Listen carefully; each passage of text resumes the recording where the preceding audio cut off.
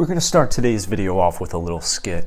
So pretend it's Troy Weaver and Danny Ainge, the Utah Jazz GM and the Detroit Pistons GM. So all right, I'll be Troy Weaver here. I'm giving Danny Ainge a call. Hey Danny, I want you to trade me Bojan Bogdanovic for Kelly Olynyk and Saben Lee. Danny Ainge. That's funny, man. What's up? What do you want? Troy Weaver. No, I'm serious. Danny Ainge. Oh, word. Okay, yeah. I guess we can do that. So basically, my point is Troy Weaver and the Detroit Pistons just keep fleecing people. They just keep fleecing trades. I mean, they're like, Troy Weaver's quite honestly a genius, but the reason I bring up that funny trade, Kelly Olynyk, Saben Lee, they're good basketball players, but Bojan Bogdanovic 100% turns the Detroit Pistons into a playoff team. Now, at the time of this recording, we've only had one Detroit Pistons preseason game, and we will cover that in just a second. But the Draymond Green altercation with Jordan Poole, when I saw Draymond Green straight up punch Jordan Poole in practice, well, first off, I have a lot of opinions on it, but one of the first things that came to mind was, I wonder if Troy Weaver is going to be making a call, because I think Draymond Green is perfect for the Detroit Pistons. I think he's perfect for the culture. I know a lot of people don't like Draymond Green. Well, here's the thing, man. They've won a lot of basketball games, and he does a podcast, and he'll do his podcast after like a playoff game. And, I can understand why Dre may rub some people the wrong way, but I'll tell you this. If he's on your basketball team, you will love Draymond Green. He has his players' backs. Maybe not Jordan Poole's back, but damn, what a weird, just extremely weird situation. Like I said, we're talking Pistons, so I don't want to discuss that too much. I don't know how that video got leaked. I don't know why Draymond did that. No, none of the Warriors guys seemed like they cared, actually, which was crazy, even after he got punched. But it gets me thinking maybe Troy Weaver ends up making a call. We'll see. We'll see, though. So Detroit has this really cool blend of young and old talent. You have like 10 players under the age of 24 on your roster. And honestly, I was out last night, so the Pistons might have played a preseason game, but I've only seen one preseason game. It was the Pistons versus Knicks, and it was quite ugly. Saddiq Bey, Kate Cunningham, they both struggled, but there were a lot of things I loved. First off, Jalen Duren had 14 rebounds. I think Jalen Duren will be the starting center on the Detroit Pistons by at least, or at most, I should say, the trade deadline. I think Jalen Duren is a stud.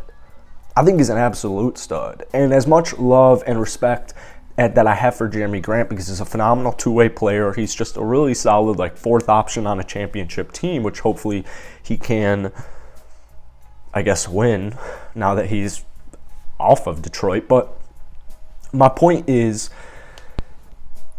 Jalen Duren, this was Jeremy Grant's last year, so you're going to have to pay him or he was going to walk for nothing. And you're able to pretty much flip that for Jalen Duren, and it's just highway robbery.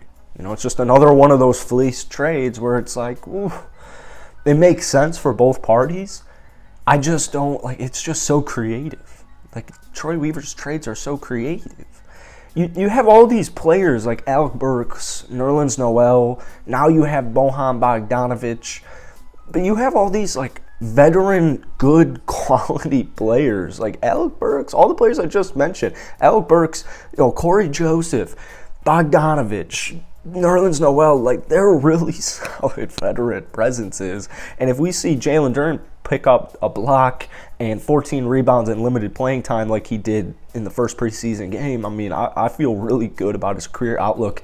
I feel even solid about his impact on the Pistons in this upcoming season.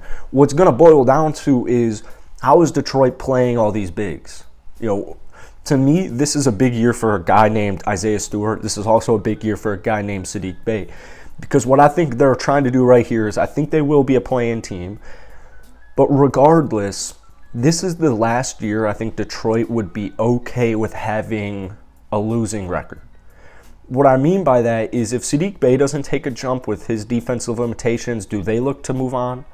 Do they eventually decide to move on from Isaiah Stewart? Because these guys are going to have to get paid soon. And they're guys who deserve to get paid. How much? That remains to be seen, and this year will play a big factor. Now, I'm a big Saddiq Bey supporter. 50-point game this past season, a couple sauce packets of barbecue. Like, I'm all for it. But at the same time, I'm trying to take the rational GM approach from this. Like, I just think this is a big year for third-year player Saddiq Bey. He's taken really nice jumps last season and after his rookie season. So hopefully it happens again. Right? Hopefully it happens again. So it's just interesting because you got Marvin Bagley, Isaiah Stewart, Nerlens Noel, and you have Jalen Duren. And you also have a bunch of guys at power forward. It'll be interesting. I think, personally, I would like Isaiah Stewart to get the slight nod over Marvin Bagley. I think Marvin Bagley's more of a six-man to me. I think Nerlens Noel is a great defensive presence. So, Dwayne will get creative with the lineups, I'm hoping. But we'll end this video on Jaden Ivey, because Jaden Ivey's my rookie of the year pick. I'm trying to say that, like, whenever we're on my show, link in bio, whenever we're on my daily show and Jaden Ivey comes up, I'm like, yep, rookie of the year. He's my rookie of the year. I'm just trying to get that known. Cade Cunningham, and really mainly Cade Cunningham, I don't even want to touch too much on, because last season 17-6-6. I think we're looking at probably 26-7 at least from Cade. I mean, he's a franchise player. You have your franchise guy now. So that's why I'm thinking if guys like Saddiq, Isaiah, if they don't take that jump, maybe they move into looking to acquire some veterans, or maybe they look to bundle them up in a trade to acquire some stars. I'm not quite sure, but we'll see. Also, Killian Hayes in that first preseason game, he was kind of intriguing on the offensive end. I can't lie. I'm a big Killian Hayes stan because I think personally I've never torn my hip, knock on wood, but I would imagine when you tear your hip, you're probably effed. For a long period of time, and I just don't think Killian's really gotten a full opportunity. I know he did last season, especially at the end where he kind of lost his starting role, but Killian is like your 6th, 7th man on the rotation. 7, 3, and 4 last season. If he can improve his shot, especially from downtown, feeling pretty good about former 7th pick in the draft, Killian Hayes. But we'll end this with some Jaden Ivey talk, because he's my rookie of the year. He looked so smart in their first game against the Knicks. And the reason I say that is because Detroit turned the ball over a ton of times. Like, it was a really sloppy basketball game, and I feel like their youth really showed in that game. Like I said, Cade struggled, Saddiq struggled, a lot of their young cats struggled. Well, not Jaden Ivey. He put up about 15 points, shot really well, 6 and 9.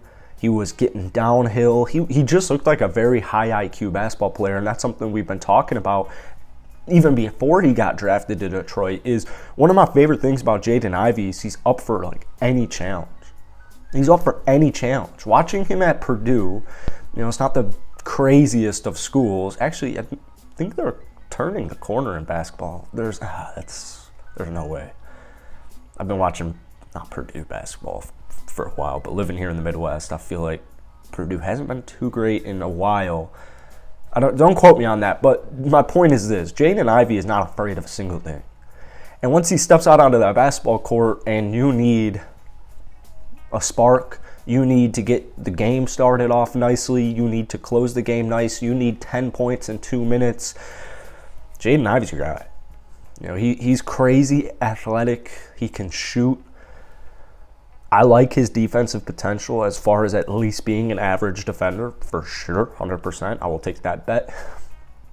He did a lot of things nice in the preseason game. It just showed his IQ. There was this one play specifically where I think RJ Barrett was on him. Isaiah Stewart had the ball at the top of the key, passes it to Jaden Ivey, and RJ had no help behind him. There was no help in any way, shape, or form. Jaden catches the ball, doesn't move, gets downhill, finishes with the layup. So he's just very smart, and I mean, he definitely needs to be starting. If he's not starting, I have issues, and I don't think that's even really a debate. Let me know what you guys are thinking. This is like a 10-minute video. It's a 10-minute long video, so I think we're going to end it here. If you guys enjoyed it, hit that like button, hit that sub button. But that Draymond Green sitch just got me thinking maybe Detroit figures this one out as well. But Jaden Ivey also just looked so good in that preseason game. So that's it for